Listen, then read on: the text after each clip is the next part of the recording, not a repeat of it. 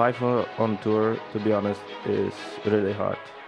Yeah, it's for everyone, but you need to be really strong in your head to keep on the Pro Tour. Yes, there are great benefits when you have great tournaments, but it is a hard living.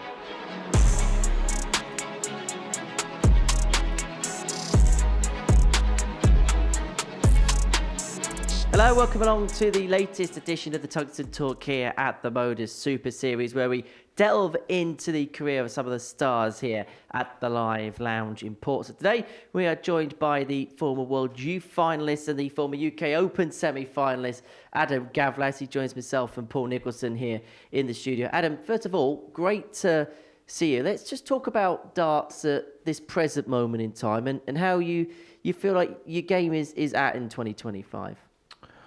I didn't felt really good at the beginning when there was a Q school, but afterwards some of the pressure dropped out, and now I'm just more enjoying back-to-back darts, and I think it really helps me.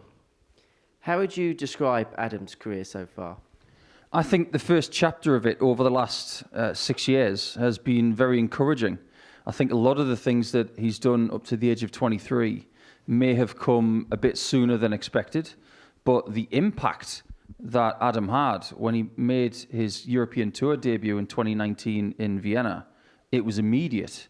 And we thought, Czech darts is in a pretty good place. We knew of Sedlacek, we knew of some other players, but when Adam came on the scene, we thought maybe there's more than just a couple of good players from that country, and we have seen that over the last few years as Adam has progressed.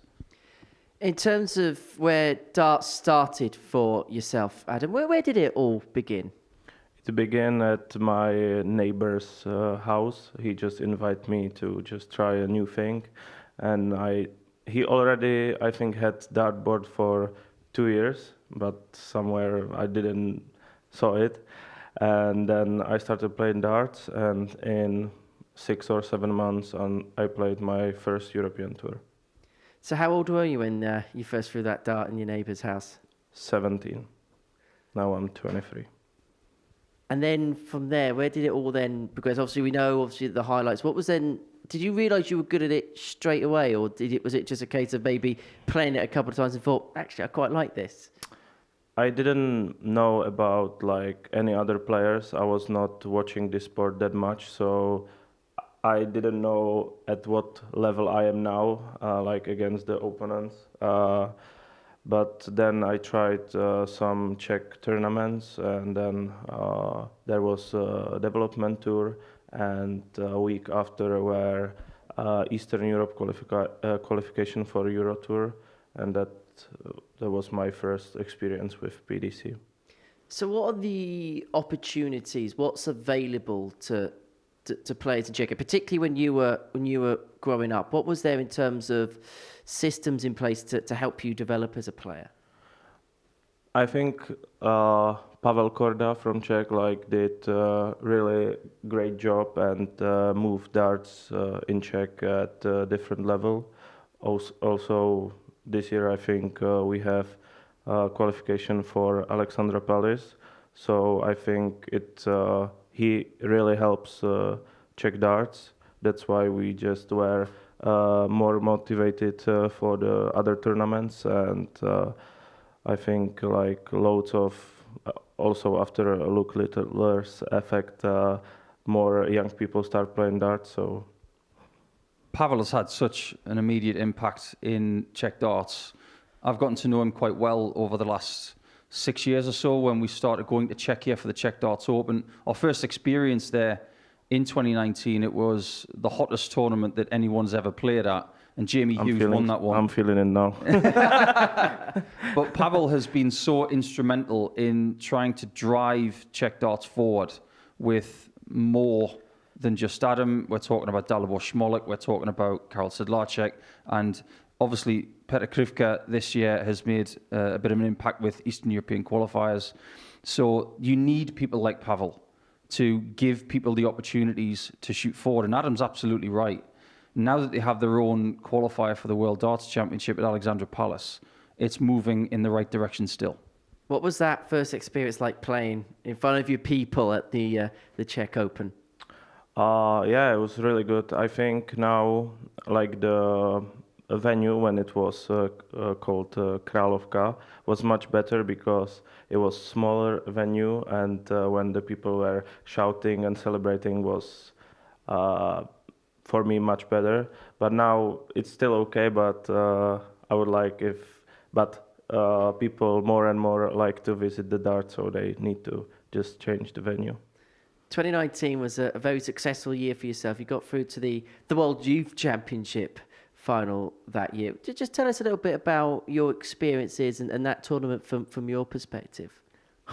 Was like not the weirdest, but different tournament. That same week before the World Youth Championship, it was like the development tours are only make like I don't know 150 or 200 quid into the ranking. So I was not playing really good, and then before the World Youth Championship, I told myself just only go to enjoy it, relax, and I play really good. And unlucky for me, I didn't know about that because in my first time that we didn't play the final same day because I was like at the different zone. So you had to wait a little while for that final to take two place. weeks, and then it was at Players Championship finals. Then it's Luke Humphreys on the big stage at Minehead. I know the result didn't quite go your way on that particular occasion, but the experience, was it something that you could savour, bottle up, and then put to good use later on? Yeah, of course. But like that time, I had still that experience that after a big run at some tournament, I'm just like having too much pressure on myself that everyone expect that I will play well. So, but in the years and years, I'm just getting more experience, and hopefully I can just use it then. Can you imagine how much experience it takes to get to where you want to be in certain careers? Talk about Peter Wright. He started to play his best darts in his 40s. Adam's 23. He's already got 6 years of experience at various levels. Challenge Tour, Pro Tour, Development Tour, World Youth Championship final, Junior Championship final. This is an incredible amount of experience for someone's first chapter. In maybe 10 years' time, he might reach his peak. But between now and then, he's got a great deal of freedom, and I think that is something he should know. Did that give you, that run to the final, give you a real confidence boost then, in terms of what would then follow? Maybe it doesn't look like, but maybe back of my head, it's a bit of confidence, but I'm just not going into the matches like, yeah, that's easy for me. He's not playing that good as me and this stuff. I'm just still, sometimes it's, no one can see it, but I'm just showing the respect, and I never told about someone from the players that they are just worse than me or this stuff. So I'm just going to enjoy every single match and try to be and do my best. Well, we're just going to have a little bit of a pause now. We're going to take a quick break. When we return, we'll catch up a little bit more with you, and that's on the other side of this here on the Tungsten Talk.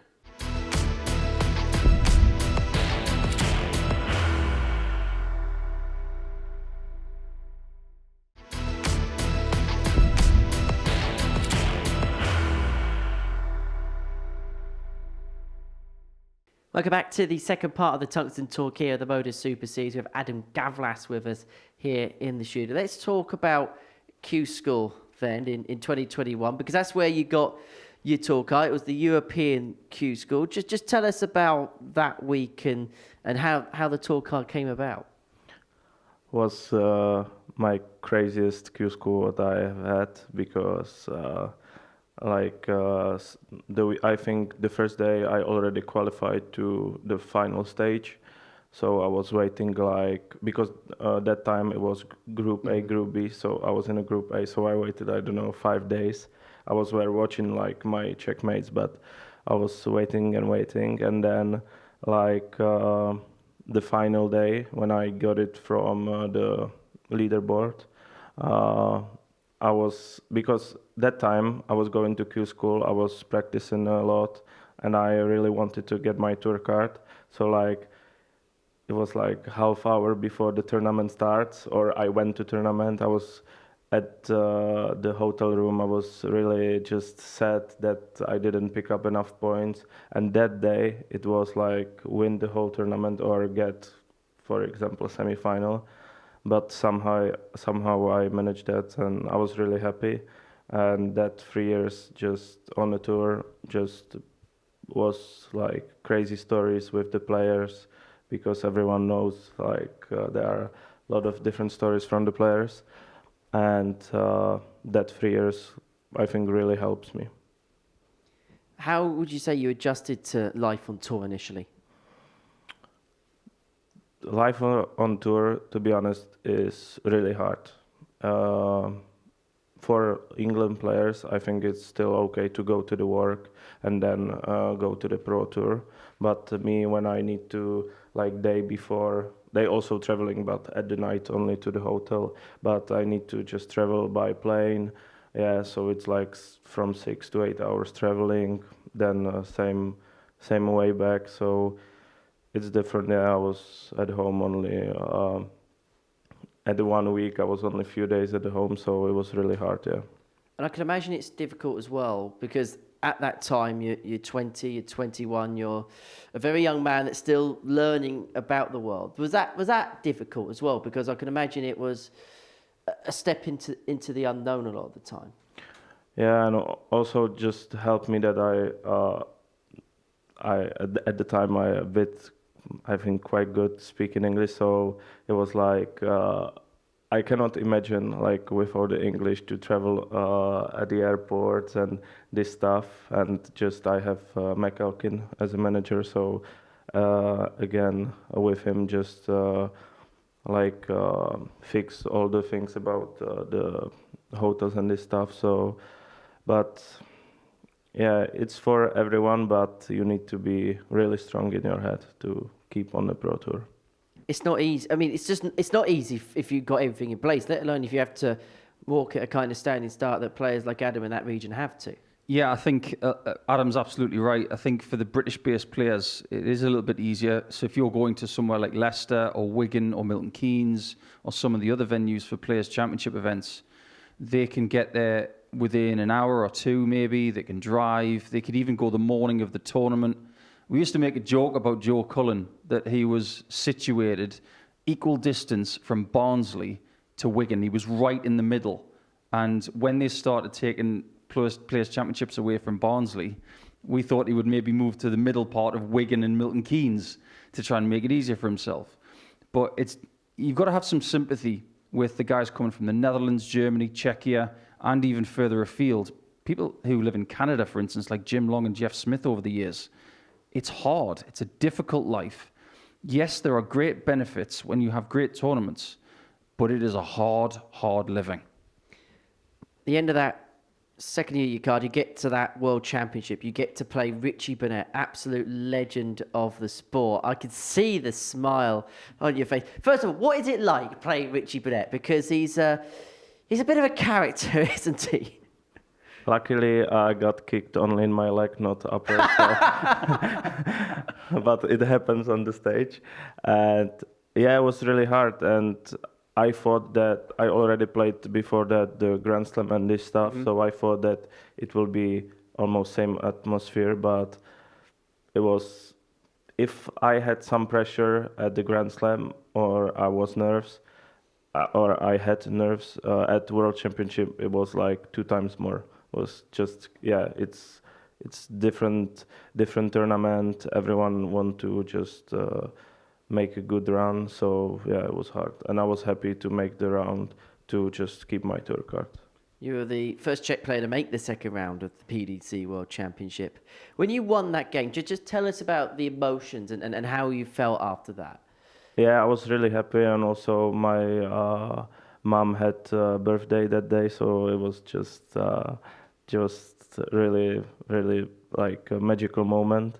And then afterwards, like Karel played that night, so I made like after he also win the first round, I made a joke that why I always need to do that first, and then you can win the first round. So it was a bit funny, but with Karel, we have just really good friendship, and we help in each other. And at that time, I think we expected, because obviously what happened before with the Grand Slam, with the World Youth Final, we were just beginning to expect Adam maybe to pop a little bit.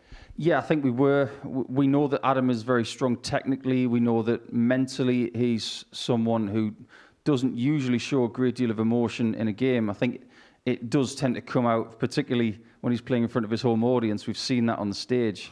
But this is a hard sport. But when you've got someone who's got a bit of experience leading into their early 20s and a pretty high ceiling as well, we do expect from them. And it's important that we don't put too much pressure on these young stars. We allow them to grow into the players that they want to be. But yes, we do expect from these young players, and it's up to them to perform and to give themselves the financial rewards for what they do.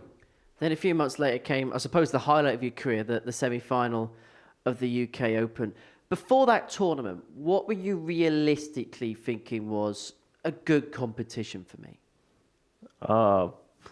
Like it was also a different tournament because like day before or same day I fly to England. I get my new set of darts. I was practicing with them 2 hours, and then I went to this tournament and make the semi-final. Also, it was really good. We didn't stay at the hotel. We stayed at the house with Ted Evans and Oven Rulovs. So it was really good company. And I was feeling like I'm playing close to my house. Just, I'm going for a local tournament. But it was not local tournament. And like all the tournament was running perfectly for me. I never felt that good on the stages. So, it was really great run. Some marquee wins. There was a bloke that we then get to know called Luke Littler that you beat along the way, and then you beat Rob Cross in the quarterfinals. I suppose at that time was that probably the victory of your career, that win against Rob. Yeah, with Luke Littler also was like 10-8 or 10-9. We played 100 averages both, or something like around that. But I didn't know him that much at the time, so I was thinking like, oh yeah, I have a good draw. But no, I was not. Then all the matches against Kevin Dutz, it was a bit harder because it's same management, and with the Rob Cross there started some just I think mental games because I was just practicing and 1 or 2 boards left on my side. He was just talking to his manager, and I think they did it like they want me to hear some things about the match and this stuff. So that was my first experience about the game before even the match. Semi-final against Andrew Gilding. How do you look back on that now? Opportunity missed or still a great occasion? Yeah, missed that because maybe he won that, so it was his tournament. But I think I had a really good chance in semi-final. But then I don't know why at the arena the balloons were popping, so I don't know why it came there, and it put me out of my zone. So, but it's only just to keep my head okay. That's why I'm just telling this. Yeah. So, to wrap up, what about the future? What does it look like for you? I would imagine getting your tour cutbacks high up on the priority list. Anything else that you want to achieve in the shorter term? Maybe to win the World Youth Championship at the end of my young career. Mm-hmm. But we will see how it will go. It's just a different tournament. You can win, I don't know how many development tour, this stuff, and then you can lose first round or in the group stages. So it's also really hard. But yeah, in the future, also want to get back on a pro tour and just stay in the top 64, top 32. Well, Adam, great to chat to you. Thank you so much. Nico, thank you as ever. And thank you for watching the latest edition of the Tungsten Talk here at the MODUS Super Series on Pluto TV. Don't forget, you can download the app on your applicable app store and you can watch the darts 24 hours a day, 7 days a week here on Pluto TV, where you stream now and pay never.